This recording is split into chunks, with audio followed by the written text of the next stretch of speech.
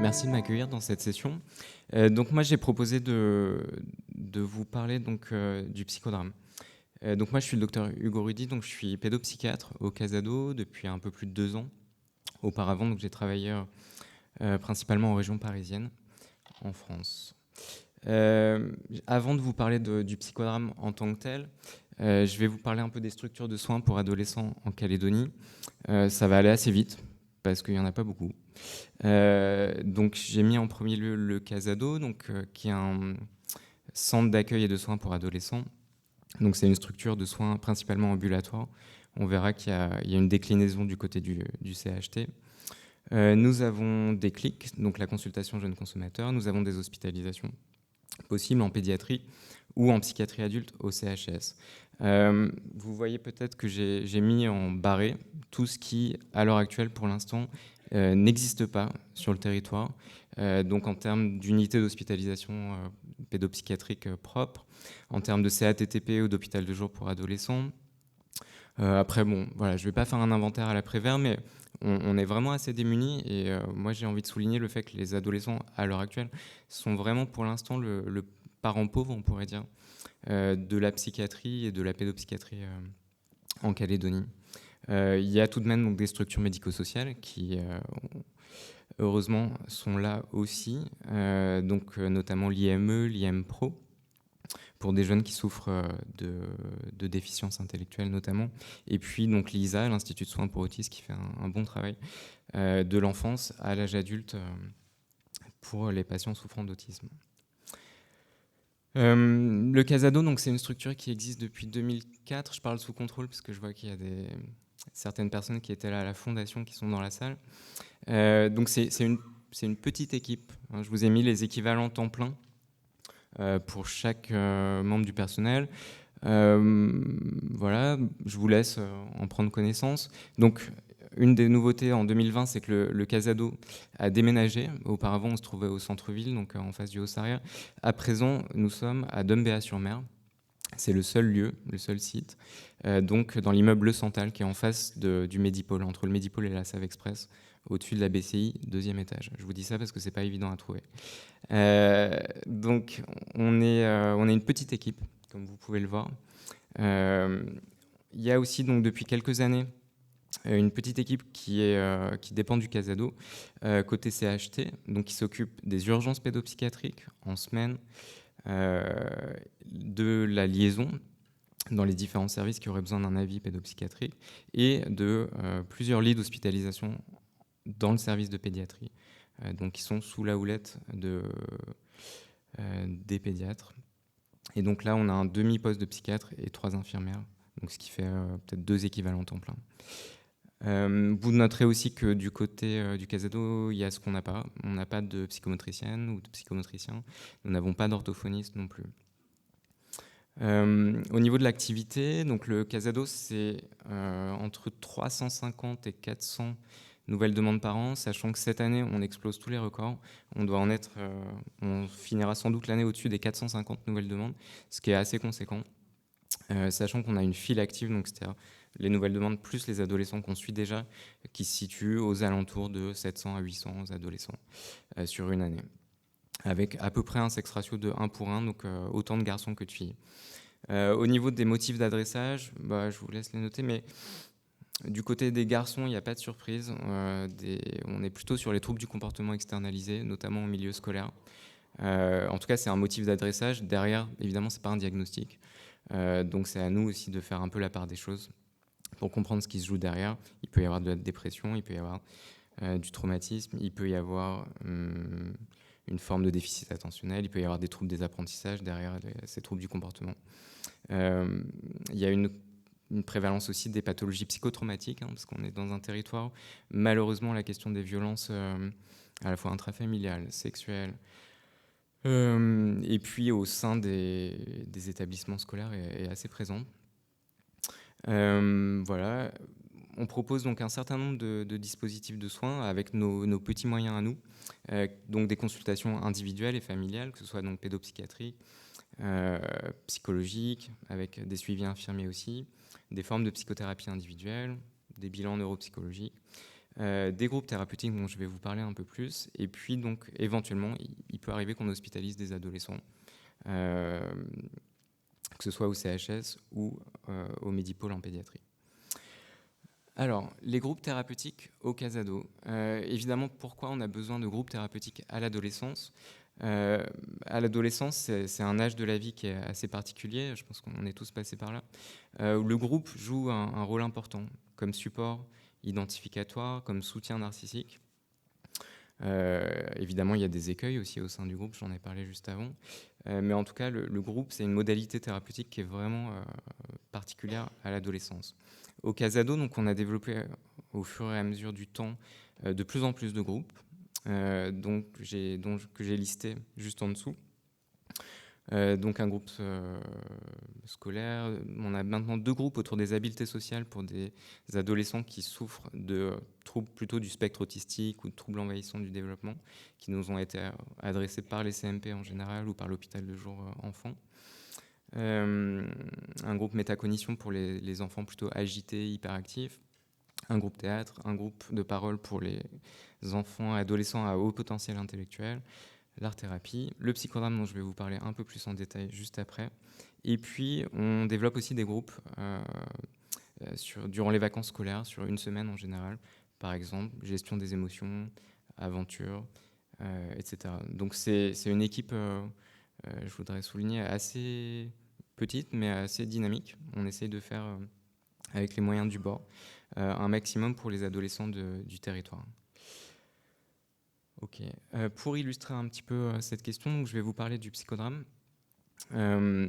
plus précisément du psychodrame psychanalytique, donc, qui est un des groupes qu'on a, c'est le dernier groupe qu'on a mis en place au niveau du Casado. Voilà, le psychodrame psychanalytique, donc c'est une modalité thérapeutique de groupe. Donc, historiquement, ça a été développé par un psychiatre américain qui s'appelait Moreno, un personnage, quelqu'un d'assez original, qui a vu les potentialités, on va dire, cathartiques du jeu dramatique, de mettre en scène et de faire jouer, que ce soit à des enfants, des adolescents ou aussi des adultes, des scènes. Je vais détailler un petit peu. Le dispositif de Moreno était un dispositif assez particulier, vraiment du côté de la catharsis, et qui faisait pas du tout appel à des notions psychanalytiques. Après la Deuxième Guerre mondiale, donc ça a été développé en France. Il y a un certain nombre de psychanalystes français qui sont allés se former aux États-Unis, donc notamment auprès de Moreno, et qui ont, on va dire, adapté cette technique en utilisant vraiment la théorie psychanalytique. Donc, je vais rentrer un peu plus dans les détails pour vous faire comprendre en quoi ça consiste. Mais l'idée, c'était aussi de dire, finalement, à cette époque, donc la psychanalyse avait beaucoup le vent en poupe, pas tous les enfants, ni les adolescents, ni les adultes, peuvent aller dans une thérapie psychanalytique en individuel, en un pour un, en face à face, avec un psychanalyste. Pour quelles raisons ? On voit qu'en particulier à l'adolescence, la relation thérapeutique individuelle, ça ne marche pas toujours. Parce que c'est un âge particulier dans lequel il y a quand même l'émergence de la sexualité. Il y a l'émergence d'un certain nombre de problématiques qui font que dans la relation duel, il peut y avoir un certain nombre d'écueils. Un de ceux-là, c'est l'inhibition. Nous, on a énormément d'adolescents en consultation qui, en face à face, ne décrochent pas un mot. Une des raisons aussi pour lesquelles le psychodrame est particulièrement adapté à l'adolescence, c'est que les adolescents ne jouent plus. Dans une consultation auprès des enfants, le docteur Molina, je pense, pourra le confirmer, il y a des feuilles pour dessiner, il y a des feutres, il y a des petits personnages, il y a une boîte de jeux. Et en général, on arrive quand même toujours à jouer avec un enfant. Plus ou moins, évidemment, en fonction de son tableau, en fonction de sa personnalité. Mais bon, on arrive toujours quand même à contourner un peu l'inhibition. À l'adolescence, c'est plus compliqué de faire jouer les adolescents. Les adolescents ne jouent plus au sens vraiment enfantin du terme. C'est aussi la question vraiment on pourrait dire, de l'espace transitionnel, si je cite Winnicott. voilà, de cet espace un peu imaginaire, de la pensée, de l'imagination. Et donc, on a des adolescents qui soit peuvent être dans l'inhibition massive, soit au contraire, peuvent être dans l'agir uniquement, qui peut être aussi une sorte de fuite de la pensée, hein.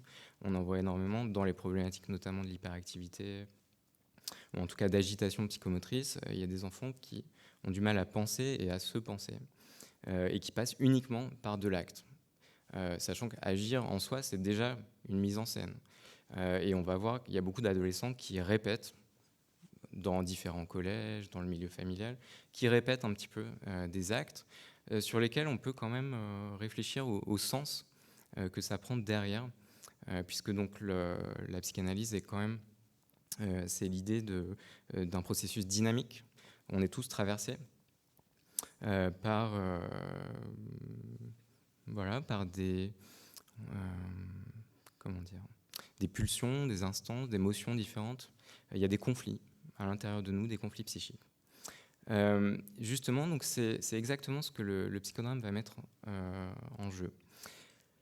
En quoi ça consiste, le psychodrame? Donc le psychodrame, c'est une forme de psychothérapie de groupe.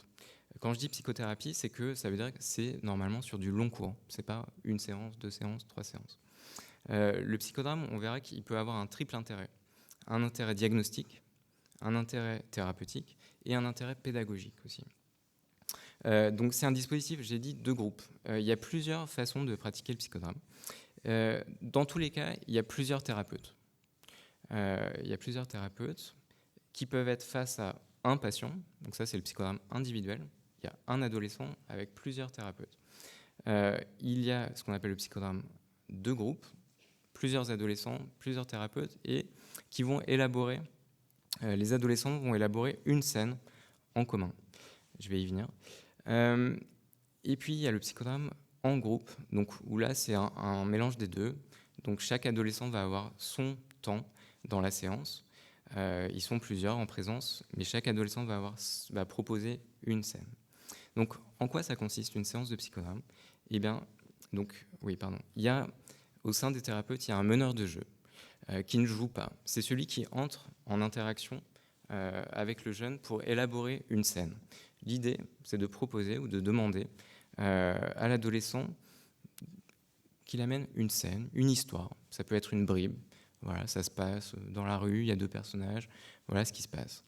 Je vous donne un exemple. Hier, pas plus tard qu'hier, donc dans la séance d'hier soir, une jeune nous propose donc une scène qui se passe à la banque.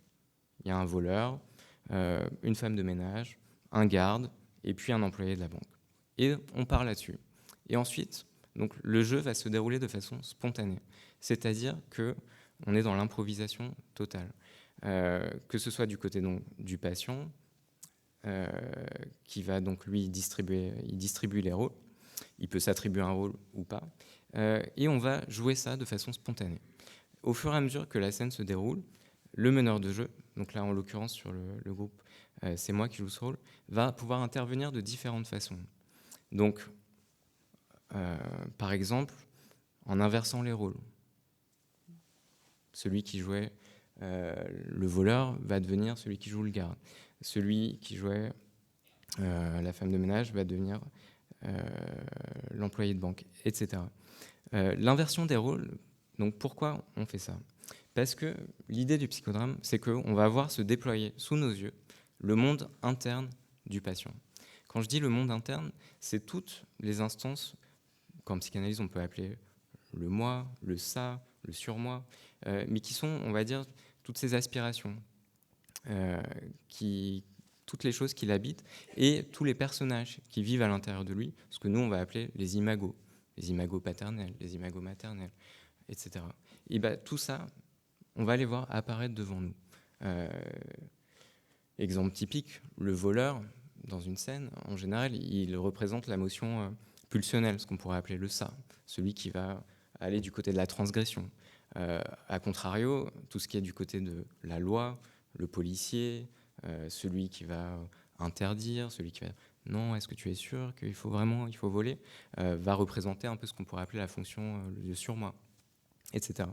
Et donc, ce qui est intéressant, donc, c'est qu'au fur et à mesure des séances, et puis d'une scène sur l'autre, on va voir se dégager des répétitions, on va voir se dégager des similitudes, on va voir se dégager des thématiques qui reviennent. Par exemple, la thématique de l'abandon. Par exemple, voilà, je pense à un patient qui nous a fait jouer plusieurs scènes successivement. Voilà. Il amène les scènes spontanément, sans se rendre compte au départ qu'il y a un thème commun qui est la question de l'abandon. Et au fur et à mesure du temps, donc à travers les interventions aussi du meneur de jeu, les interactions, on va pouvoir amener à la conscience des choses qui sont du registre inconscient, ce qui est au départ donc le principe de base de toute thérapie psychanalytique. Or là, donc le patient va le faire, on va dire, à l'insu de son plein gré, on pourrait dire. Mais au fur et à mesure du temps, donc, il va intérioriser quelque chose de ce qui se joue dans les scènes. Là, évidemment, je vous parle dans l'idéal. Pour l'instant, donc, on est un groupe assez jeune, on a commencé au mois de juillet. Et donc, au Casado, on a lancé ce psychodrame en groupe, avec, donc, on accueille 3 jeunes à l'heure actuelle, le jeudi soir. C'est une séance qui dure 1 heure, donc c'est pas très long. Et ensuite, il y a 30 minutes de post-groupe pour échanger donc, entre thérapeutes sur ce qui vient de se jouer dans la scène. Il y a une notion, évidemment, dont je n'ai pas parlé aussi, c'est la question du transfert, qui est une notion centrale de toute thérapie psychanalytique. Le transfert, c'est les sentiments que un patient, donc en l'occurrence les adolescents du groupe, vont ressentir. Un des intérêts du psychodrame, donc je l'ai dit par rapport à un dispositif individuel, c'est que quand il y a inhibition massive ou quand il y a passage à l'acte, en général, il y a un transfert qui est assez massif. Il y a des fantasmes de fusion, il y a la question de l'abandon qui se pose quand le thérapeute n'est pas là, quand il s'intéresse à un autre jeune, etc. Dans le psychodrame, l'intérêt, c'est qu'il va y avoir un double niveau de transfert.